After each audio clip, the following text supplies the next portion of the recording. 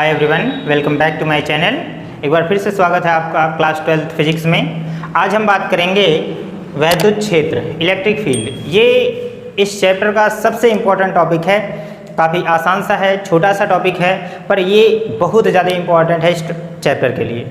क्यों इम्पोर्टेंट है? क्योंकि वैद्युत क्षेत्र को यदि आपने समझ लिया तो इस चैप्टर में आगे के टॉपिक्स को समझने में आपको कोई प्रॉब्लम नहीं होगी। तो वीडियो को अंत तक देखिए और अच्छे से देखिए। यदि आपको कोई डाउट हो तो कमेंट सेक्शन में ज़रूर लिखें। और देखते हैं तब तक वैद्युत क्षेत्र क्या होता है।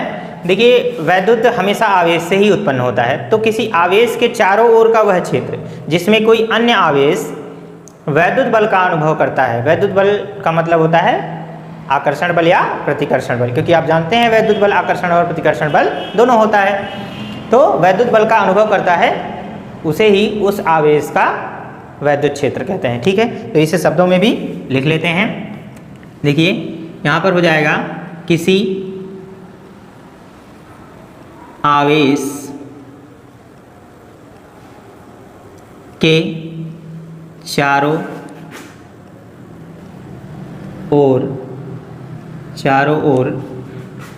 का वह क्षेत्र जिसमें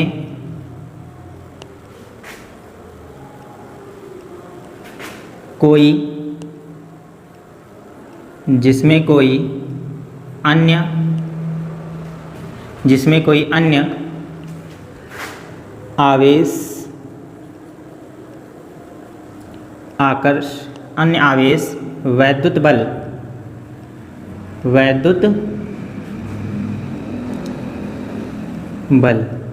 वैद्युत बल का मतलब क्या होगा? आकर्षण या प्रतिकर्षण बल। आकर्षण या प्रतिकर्षण, ठीक है। वैद्युत बल का अनुभव करता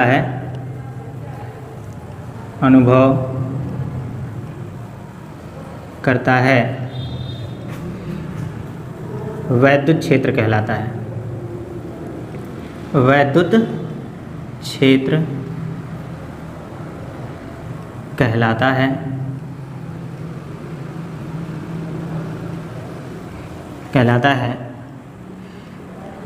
इसे E से प्रदर्शित करते हैं। E से प्रदर्शित करते हैं। यह एक सदिश राशि है। सदिश राशि है, ठीक है। तो किसी आवेश के चारों ओर का वह क्षेत्र, मान लेते हैं कि कोई आवेश है। मान लीजिए सपोज कैपिटल क्यू हमने अब की बार यहाँ पर लिखा। कैपिटल क्यू एक चार्ज है। इसके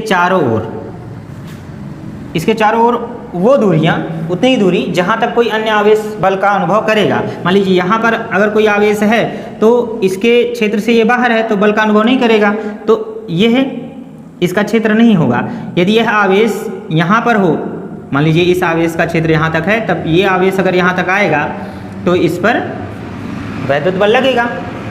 तो वहीं तक किसी आवेश का क्षेत्र होता है जहाँ तक कोई अन्य आवेश बल का अनुभव करेगा।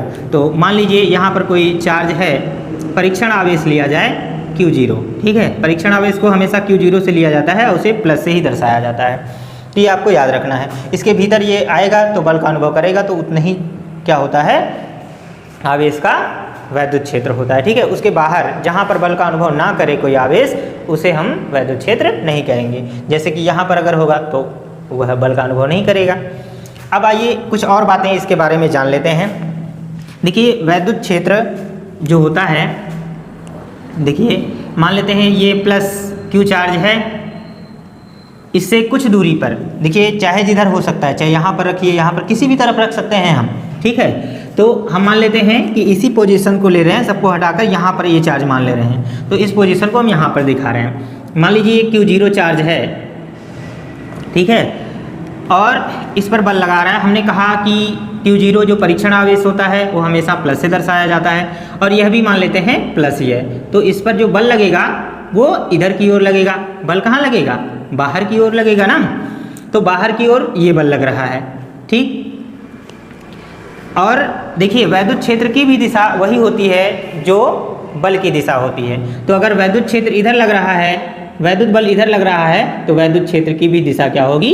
इधर ही होगी, ठीक है। और यह भी एक सदिश राशि है तो हम वेक्टर से ही दर्शा लेंगे, ठीक है।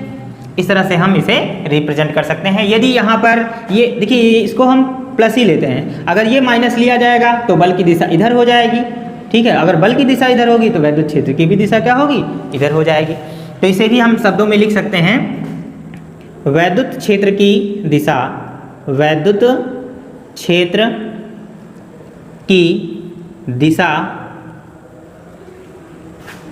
आवेश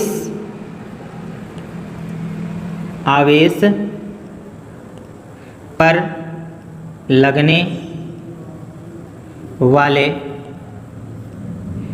वाले बल की दिशा होती है, ठीक है।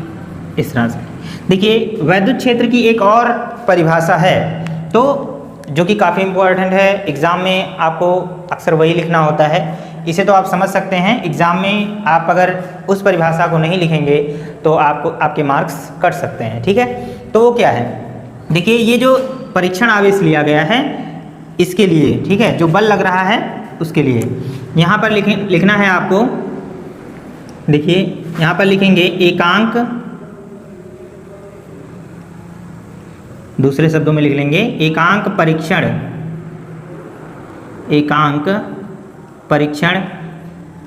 आवेश पर किसी बिंदु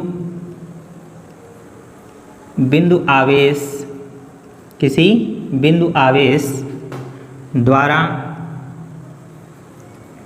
द्वारा लगाया गया बल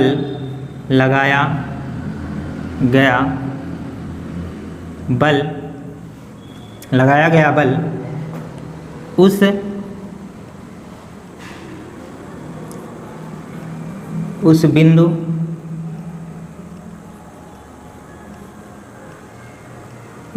आवेश का उस बिंदु पर, जिस बिंदु पर उस आवेश पर बल लगा रहा है, उस बिंदु पर वैद्युत क्षेत्र होता है, वैद्युत क्षेत्र होता है, ठीक है। अब देखिए वैद्युत क्षेत्र होता है तो इसे आप परिभाषा तो दे लिए, परिभाषा के लिए एक फार्मूला बनाएंगे। वैद्युत क्षेत्र होता है E, ठीक है। और वैद्युत क्षेत्र E जो होगा वो उस एकांक आवेश पर लगाए गए बल को F से, और एकांक आवेश क्या होगा? Q0। यही होता है आपका वैद्युत क्षेत्र का फार्मूला। इसे हम सदिश रूप में भी लिख सकते हैं वेक्टर लगा के, क्योंकि वैद्युत क्षेत्र और वैद्युत बल दोनों ही क्या है? सदिश राशियाँ हैं, ठीक है। इसे हम क्या लिख सकते हैं? इसका यदि हम मात्रक लिखना चाहें तो लिख सकते हैं न्यूटन प्रति कूलाम। क्या लिख सकते हैं? न्यूटन प्रति कूलाम। एक चीज़ और आपको ध्यान रखना है कि Q0 को हमेशा क्या होता है? न्यूनतम रखा जाता है। क्यों न्यूनतम रखा जाता है? न्यूनतम इसलिए रखा जाता है ताकि वह इस आवेश यानी प्लस कैपिटल Q को क्या करे? परिभावित ना कर पाए। इसे हम देखिए 0 तो नहीं रख सकते हैं लेकिन बहुत कम रखेंगे, ठीक है, बहुत कम। इसे हम दूसरे शब्दों में इस तरह से भी रिप्रेजेंट करते हैं। देखिए यहाँ पर लिख सकते हैं हम इसे vector E is equal to limit. अब देखिए Q0 बहुत कम है, यानी 0 के लगभग बराबर है, Q0 टेंड्स टू 0, और यहाँ पर लिख सकते हैं वेक्टर F अपान Q0। Q0 तो नहीं कर सकते हैं क्योंकि यदि Q0 हो गया तो ये क्या हो जाएगा? अपरिभाषित हो जाएगा, इनफाइनाइट हो जाएगा ना। तो Q0 नहीं रखेंगे, बहुत कम रखेंगे, ठीक है, ताकि बल को प्रभावित ना कर पाए। तो इस तरह से हम वैद्युत क्षेत्र को समझ सकते हैं। यदि आपको इस टॉपिक में कोई भी प्रॉब्लम हो तो कमेंट सेक्शन में ज़रूर लिखें ताकि हम आपकी कन्फ्यूजन को दूर कर पाएँ। ठीक है, तो मिलते हैं अगली क्लास में, तब तक के लिए गुड बाय।